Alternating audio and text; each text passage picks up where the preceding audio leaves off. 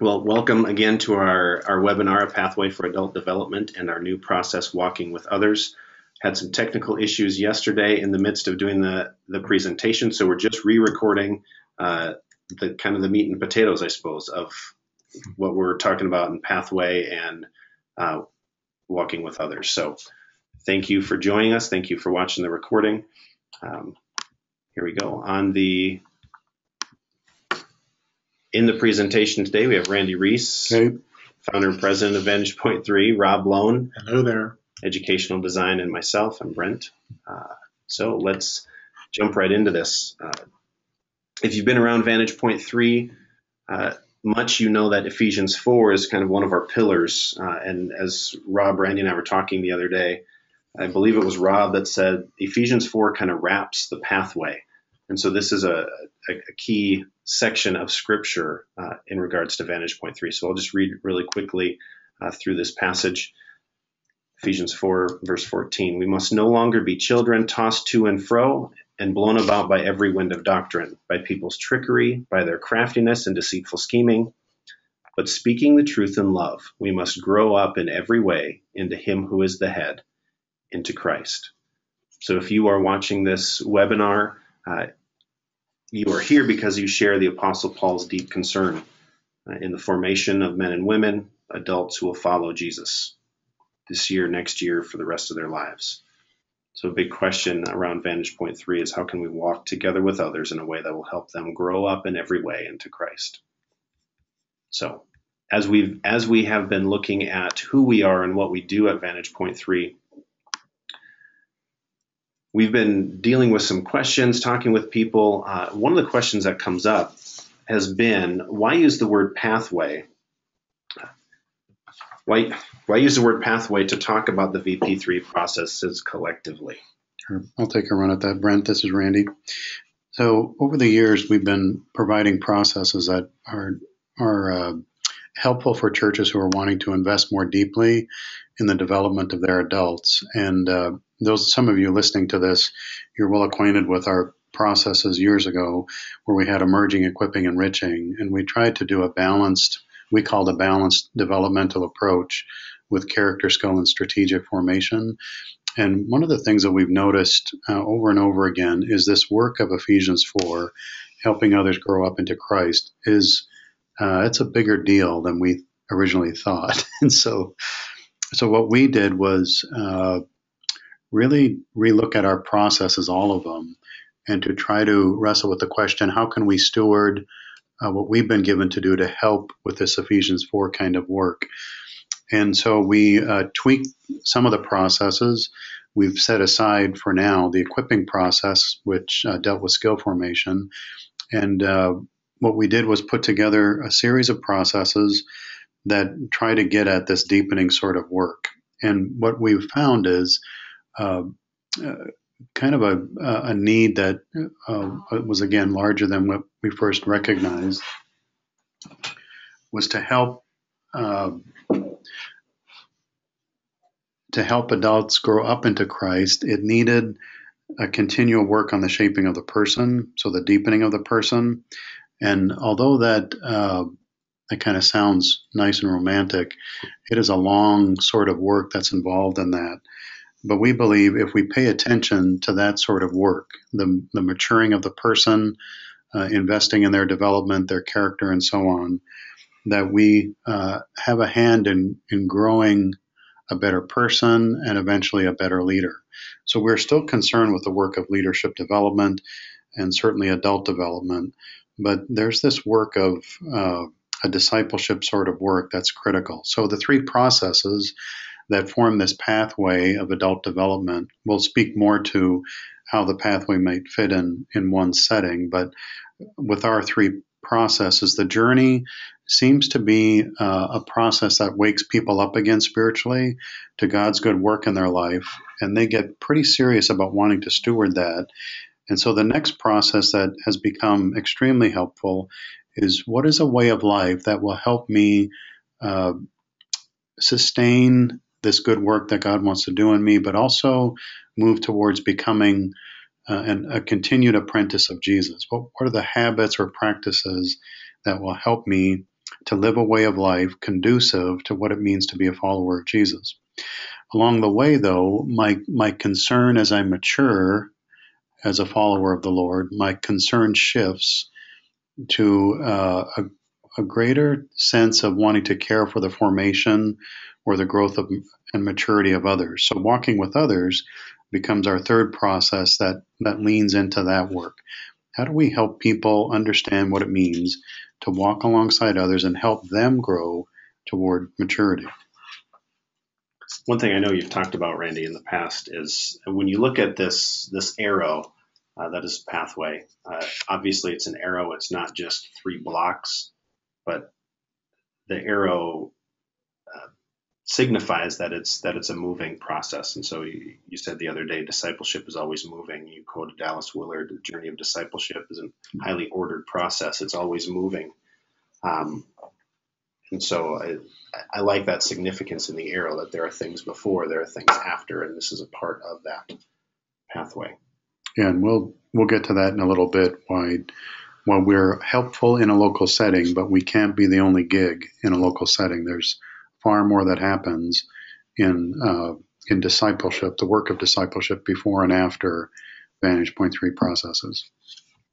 Okay. So getting a better picture of the pathway. Now, speaking specifically to walking with others, why walking with others?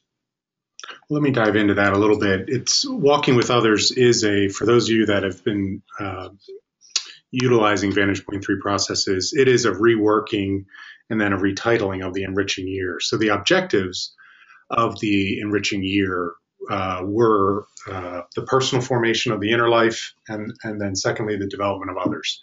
Those objectives still are in the backdrop as the bullets. They're getting expressed a little bit differently. So you can see there, walking with others is for those who share Paul's deep concern, helping others grow up into Christ. And they're grabbed by it, or at the very least, they want to be grabbed by it more deeply. They come to an understanding that their life is not their own, but it's a gift from the Lord. And it's a gift not to be hoarded, but to be given. And in a unique way, they want to live out their set of experiences and gifts and strengths as a gift to the Lord, to others. And so why walking with others? It's a set of conversations, practices, and relationships that will help you, the participant, learn to notice others and come alongside others so they can grow into a deeper maturity in Christ. And if we skip to the next slide, in particular, what are we inviting the participants to? Because in many ways, the conversations that some of you listening here have experienced in facilitator training of the journey as well as a way of life, what we're wanting to do is extend those conversations into this walking with others process. And so firstly, participants will be invited to understand more deeply that God is a developmental God and we are his developmental people. That from all of history, it becomes clear that the Lord's maturing us, developing us, encouraging us, help us grow into our full holiness and full humanness. And so with that, what's important to recognize is we're not finished products. We're always in process. And so that's some of what is meant by God being a developmental God and we're his developmental people. So the second element or objective, or what would you get, what would be a takeaway from the year, is to becoming a developer of others. That learning, both exploring questions of mindset. For example, God's the primary shaper developer. That's a clear mindset. Skillfulness, like learning to listen, asking good questions, is important. But also confidence. We often find that there are a number of people in a church setting for whom they get asked to be a mentor, and we can see them. They have everything that it takes as we look at it. And yet when you begin to tease out how they respond to that invitation, they're terrified. How could I ever be a mentor? And some of that is a lack of understanding of what they're being asked to do. More often, it's a lack of confidence. And so we really want this year to be about not simply mindset and skillfulness, but also a bit of a confidence builder for the work of walking with others. And thirdly, just participants will be invited to embrace their role as a change agent, that what they've been put into a particular place and a time to be about what God's wanting to do, bringing transformation, both of people and communities. And how does their unique set of who they are live that out? And we talk a lot about that with facilitators. Randy, you want to add some of the change agent perspective? Well, one of the things, I'll maybe tell a story. Recently I was in Kelowna, BC, and met with a group of facilitators, about 25 of them, for dinner one night. And they were sharing their stories about people they've been walking alongside and their concern for that group of people, but also for the church community. And if you didn't know who these people were, but you just sat in on the conversation, you'd swear that each one of these people were pastors of churches by how they cared for how their people were growing up into Christ. And in actuality, 3 of the 25, I believe, were pastors. The rest were not. And they, as facilitators, they hold a significant capacity to influence for change within their particular churches. So in change theory, there's something called the change agent role. And the change agent who has the capacity to be an honest relator with people. They can build relationship. There's an authenticity there. It is a highly, it's highly inspiring to people within that community. So it precipitates change. And so what we're noticing over and over again is that facilitators have a significant capacity to be a change agent within one setting. And so we're hoping that same sort of vibe, so to speak, gets passed on to participants who go through walking with others. So we've kind of seen the reason behind why walking with others, a little bit about some of the big picture, what we're hoping participants out through the process, what they get out of that. So what is walking with others all about? Let's maybe get into some of the nuts and bolts of walking with others. Sure. Let me unpack the 3 stages. And for those of you that have implemented Enriching, in many ways, there is what we have done with stage 1 now of walking with others has integrated some of the objectives of both stage 1 and stage 2 of the current Enriching. So a place of learning and formation. And by that, we mean the church can be a vibrant place of learning and formation, a setting where we're learning to become disciples of Jesus. So in the backdrop of this is kind of an understanding of the landscape across North America and beyond that I think for those of you who've read Dallas Willard's The Great Omission or even know about it, that he increasingly says that the choice in North America has not been, that there seems to be a choice to be either a Christian or a disciple, which is not a choice that there's any discernible difference in Scripture.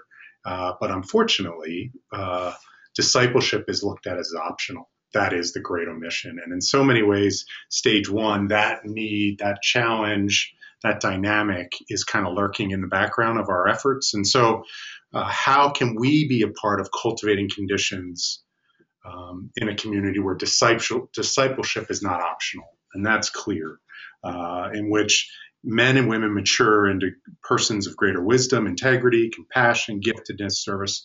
In short, they begin to become learners with, apprentices of, disciples of Jesus. And so as you look through kind of the list there of the sessions, I'll highlight 1, challenges of developing mature disciples. If you recall, for those of you who've gone through the Journey facilitator training, we spend about 2 hours talking about that in our unique settings. What are the challenges of developing mature disciples?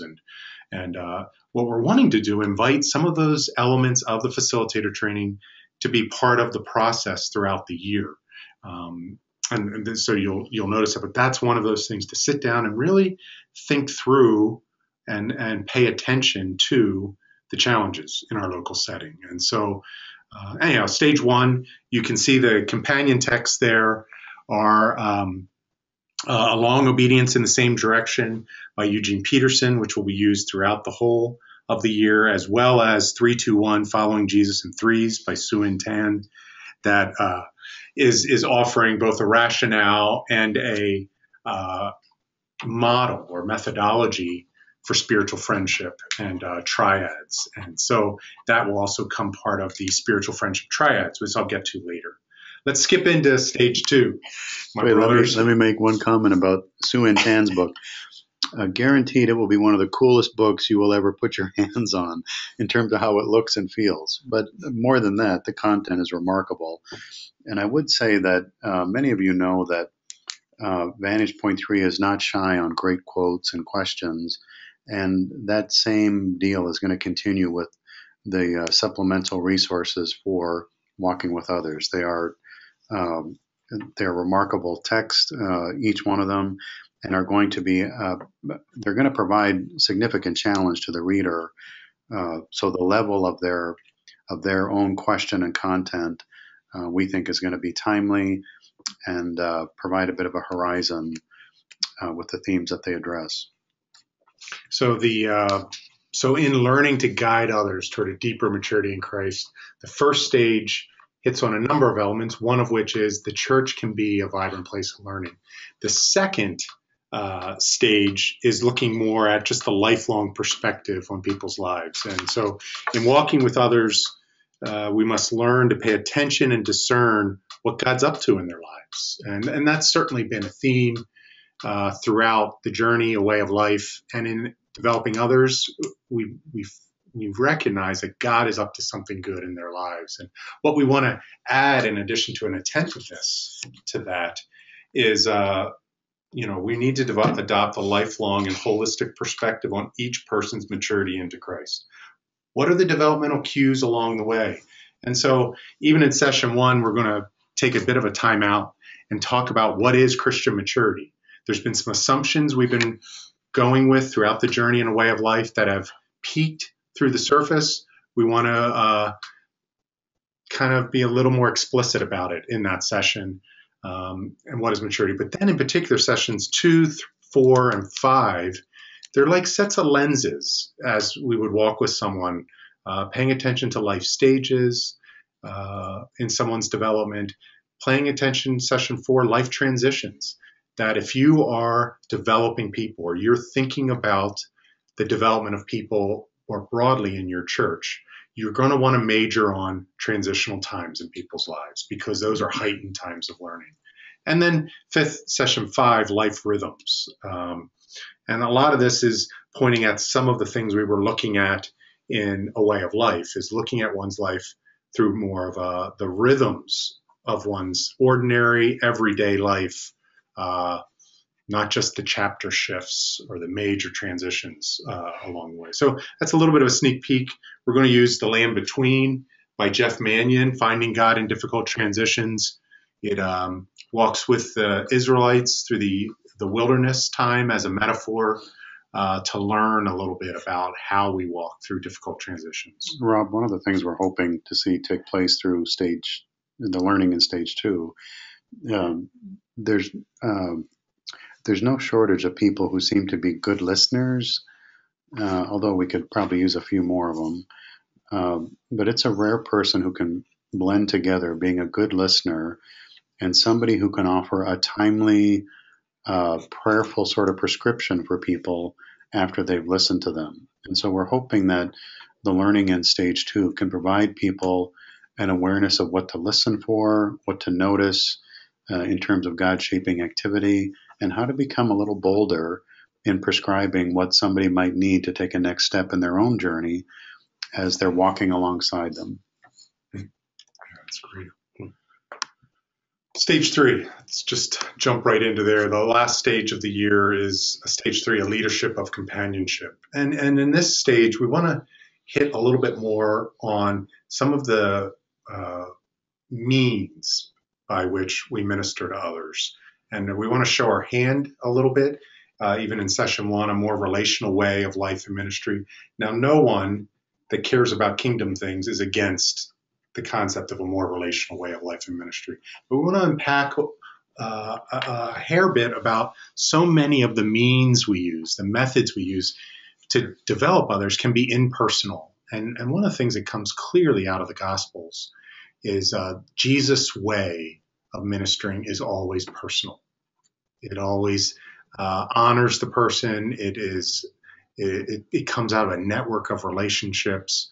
And so a leadership of companionship is just highlighting the importance of this walking with others, more relational things like dialogue and presence, and some of what Randy's even saying, and just speaking more particularly of someone's context, that there's not a one size fits all sort of response to everybody.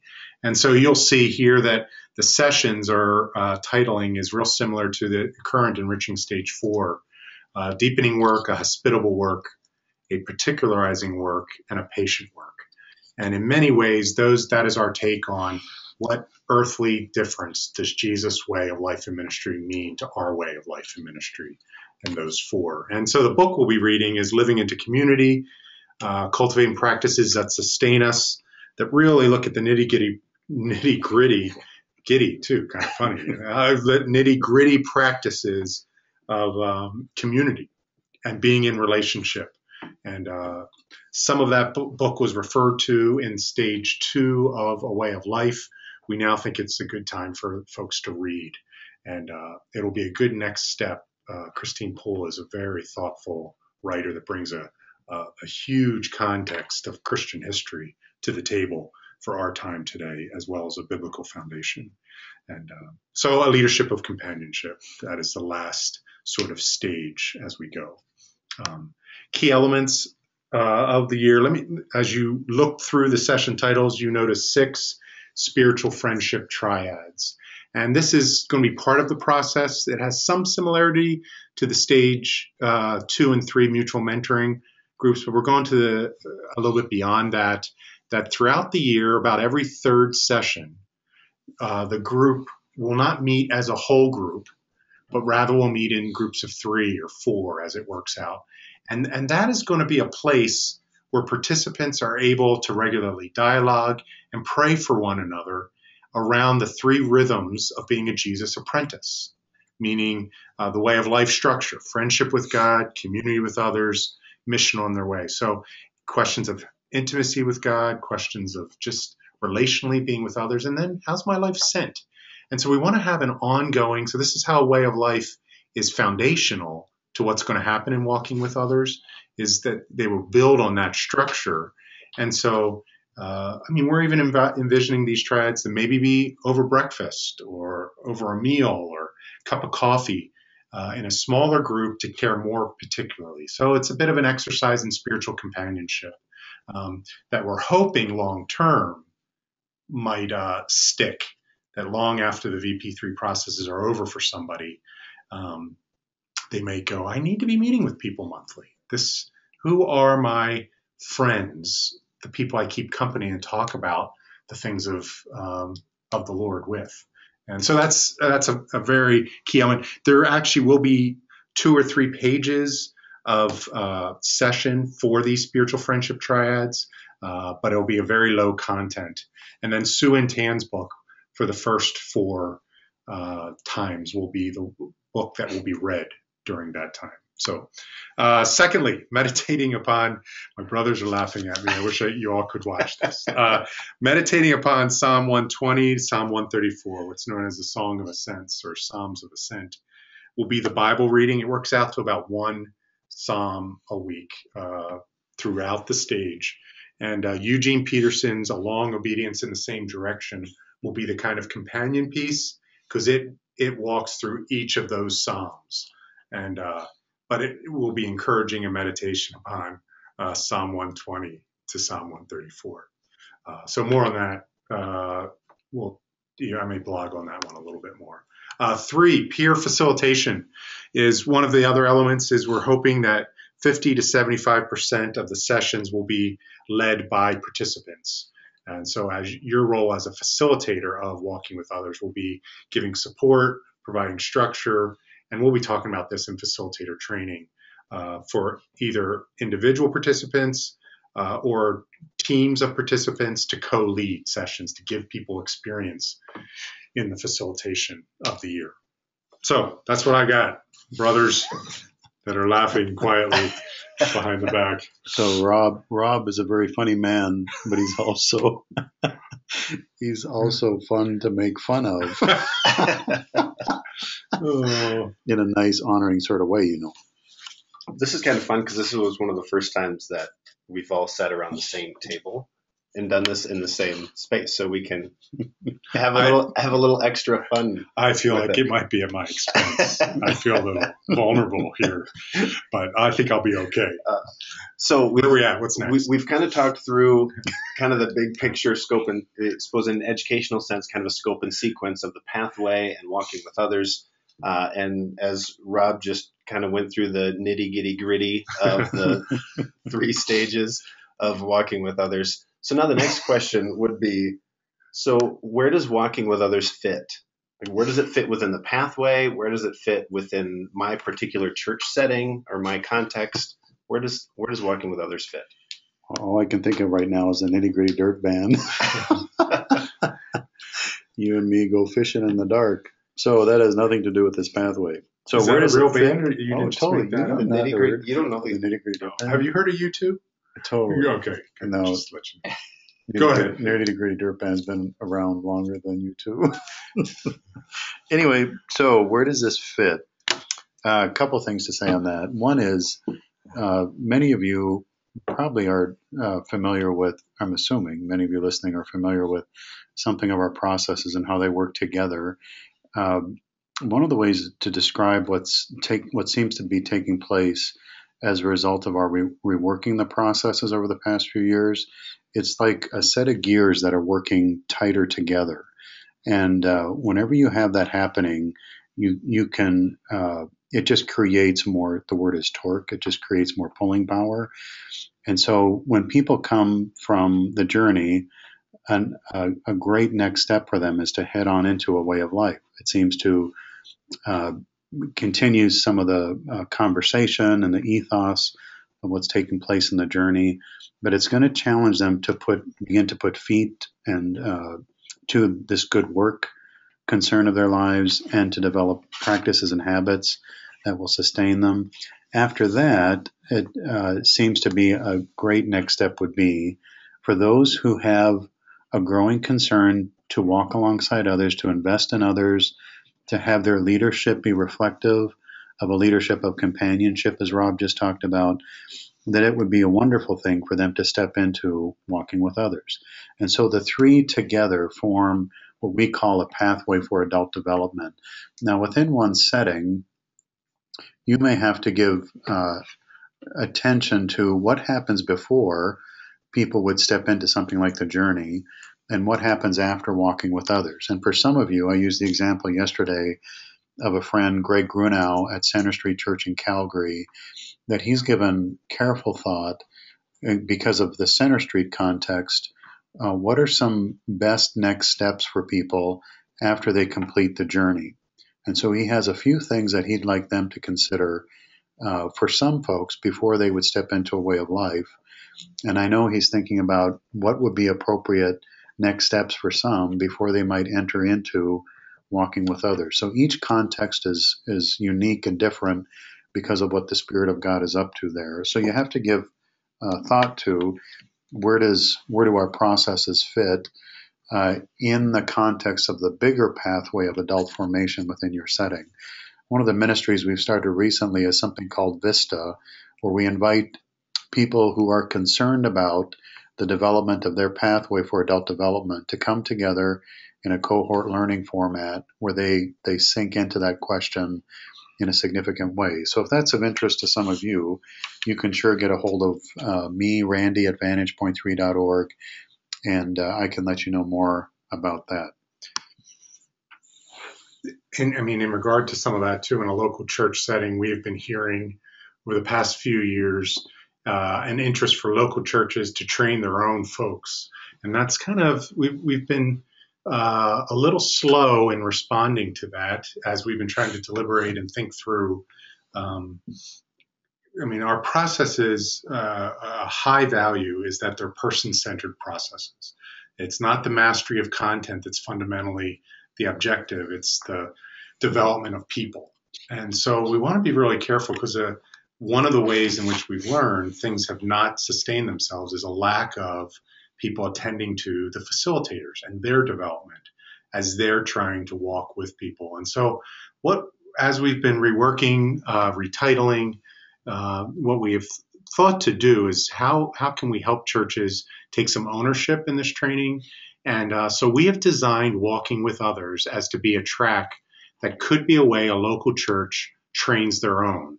And so alumni of Walking with Others would be able then to facilitate a journey year or a way of life year, or even a Walking with Others year if they link up with a coach, a VP3 coach from a distance, but they would not have to go to facilitator training. And so this, for those churches that are really in and say, we're going to be using this Vantage Point 3 process, this is I think economically, it has some real benefits to it. And it's also a way for the local church to really be strategic in who they're inviting into Walking with Others. Obviously, this is not something promoted to the participants of Walking with Others. A church will certainly not want everyone that goes through Walking with Others to be leading a journey group or way of life group.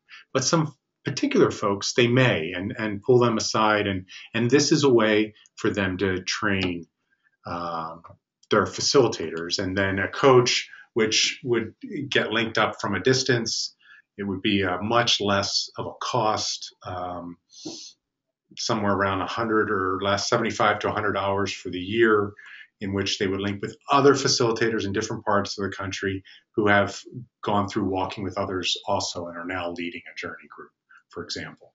So that we're excited about that. We'll be unfolding that a little bit more, but wanted to give you a heads up for those of you thinking more strategically down the road in your setting. One of the questions that came up yesterday was, is it important for somebody to stick with the kind of the 3 steps in the process? Is it important that before going into Walking with Others, how necessary is it that they participate in a way of life? It's a requirement for both participants or facilitators to have way of life is a prerequisite to Walking with Others. And now someone could be a participant in, for example, the journey or a way of life, but then be invited to be a facilitator of those processes. So that happens all the time. Someone went through the journey, but then they come to way of life facilitator training. So that scenario can occur, but we really do, a way of life is foundational to what's going on in Walking with Others. And so does that answer your question? So yeah, because what you had talked about yesterday was just that, how Walking with Others does build upon what way of life was working on. So there's kind of a scaffolding where if you jump from the journey right into Walking with Others, there are pieces of your foundation that will be missing in that. And so there is an importance to the sequence, journey, a way of life, and then Walking with Others. And a great example of that is simply the mindset that's different than the journey. Is in a way of life, we're really examining kind of a cultivating a Jesus way of life, lifelong. So paying attention to one's own life rhythms, habits, practices, mindsets, all those sorts of things. Well, that sort of paying attention, which is not talked about in the journey, but is in a way of life, is going to be part of Walking with Others process. Yeah. In particular, like rule of life, like developing a rule of life and paying attention. Well, that's going to get alluded to, and will be part of the spiritual friendship triads. Yeah. Of Walking with Others. Good. I thought that was a great question that came up yesterday. Totally. So thanks for speaking back to that, Rob. Yeah. So now, how do we get Walking with Others going? How do we get it started in our setting? Sure. So this now is how do we become a facilitator of Walking with Others? We have 2 options. The first option is an in-person and online combination. And so Monday, August 3rd, there's a 1-day retreat in Sioux Falls. I think it's going to be 9 to 5:30, something like that. Pam Edwards, Randy, and myself will be leading that time and just talking about the particularities of Walking with Others and, in the developing of other people for facilitator training. And then there'll be the distance element That will be in November, and then February, that'll be an online element. So that's one option. The other option, we recognize that not everyone, it's not cost effective or time effective, are going to be able to make it to Sioux Falls. So we are designing an online launch retreat that is going to be, it's not an online meeting, but that will be, it's an online only component. But that launch retreat, there'll be some pre-work to it, as well as some post-work. And then there'll be some debriefing at the retreat in which a facilitator can be prepared to lead a Walking with Others group. And then they'll also be part of the Mondays, November 9th and February 1st online meetings to kind of see how it's going with other folks that are leading Walking with Others. So those are our two options. They're priced exactly the same. The training option, aside from the Walking with Others materials, is $275. And then, as you see there, the total facilitator cost this year, since everyone will be purchasing new manuals, since this is a really, you won't be able to use the Enriching manuals to be able to go through Walking with Others. Will be 500 would be the total. So those are the two options. Yeah, I think we're excited about that, and hopefully it allows you to be able to fit it in your schedule and timing. So this is yesterday where we took the time to answer some questions. But so if you do have questions, don't hesitate. I'll put my email out, but Randy at vantagepoint3.org, Rob at vantagepoint3.org, or Brent at vantagepoint3.org. If you have questions, don't hesitate to shoot us an email or give us a call. So now that we've kind of seen the whole scope and sequence, the details, the nitty-gritty of Walking with Others, next steps. What I would encourage you and challenge you to do now, thinking ahead of the pathway as well as the Walking with Others, to prayerfully consider what the pathway means in your setting. How Vantage Point 3 may play a role or be a portion of your pathway.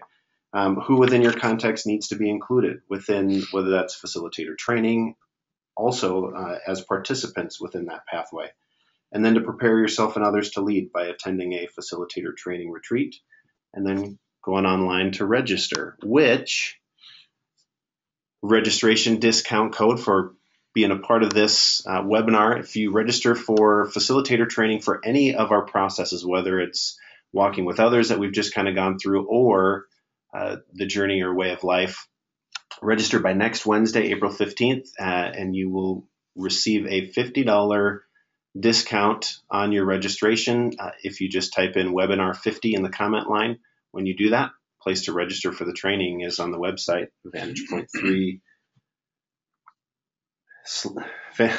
vantagepoint3.org/register, right there. The other thing, to save the date. Usually in the spring or the fall of the year, we will do what we can to host a gathering of wonderful folks to come together to sink into some aspect of learning that's related to what people have been experiencing through Vantage Point 3 processes. And this spring of 2016, April 20th and 21st, we want to host a Vantage Point 3 pathway gathering where we'll sink into this question of how do we pay attention to the ongoing development of adults within our setting, and what does that have to do with us? So we want to carve some time for you to come together with a wonderful group of other folks to pay attention to your own continued growth, but also how are you thinking about the growth of those within your setting, and how are you thinking about it developmentally, systemically, and so on. So we're going to sink into that together. So we'd love for you to join us. So pencil it on your calendar, April 20th and 21st, 2016. So remember, that's a year from now, next year. Not more just details will follow on that over the next several months. Yeah. So thank you for joining us on this webinar. If you have other questions or would like to learn more about Vantage Point 3, the pathway, Walking with Others, or other processes, the Journey, the Way of Life, there's my email as well as my phone number. I'd love to have a conversation with you. So thanks for taking time out of your day to join us. Good to be together. Good Blessings. to be together. Take care.